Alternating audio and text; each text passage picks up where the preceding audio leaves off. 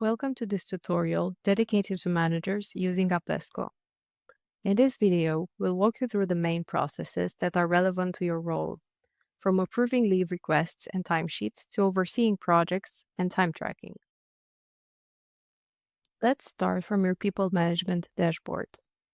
This is your main overview page as a manager. At the top, you'll see your current PTO balance, followed by 3 widgets that show your latest updates and pending actions. Waiting for approval. This shows leave requests and timesheet approval requests that are pending your action. You can approve or reject them directly from here without navigating elsewhere. Unread messages shows your latest messages from leave requests. Unread notifications displays all your unread notifications related to People Management module. Below the widgets, you'll find a table showing everyone leave requests and working schedule. You can switch between a weekly or monthly view and filter by department or team to focus on specific data. On the tasks page, you get a more detailed view of everything that's pending your action. This is a great place to catch anything you may have missed from the dashboard. Once you've acted on a task, it will automatically disappear from the list, keeping things clean and up to date. The Messages page lets you view and filter all messages related to leave requests. This is useful because employees sometimes add additional context or communicate directly through a leave request, for example, explaining why they need a specific date or requesting a change. Having all of this in one place makes it easy to follow without losing track of conversations. On the People page, you'll find all the information about yourself and your direct reports.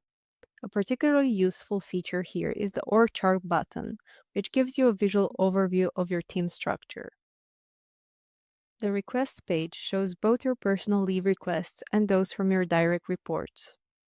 One feature worth highlighting here is the ability to send a leave request reminder to an employee who has forgotten to log their leave. If someone was absent but didn't submit the request, you can add the leave on their behalf, and they'll receive a notification prompting them to formally submit in the system. The request will then follow the usual approval workflow for that leave type, and the employee will also have the option to correct the dates if needed. In the Planning module under Time Tracking, you can oversee your projects and monitor time log against them. There are useful reports available to help you get a clear picture of your team's activity.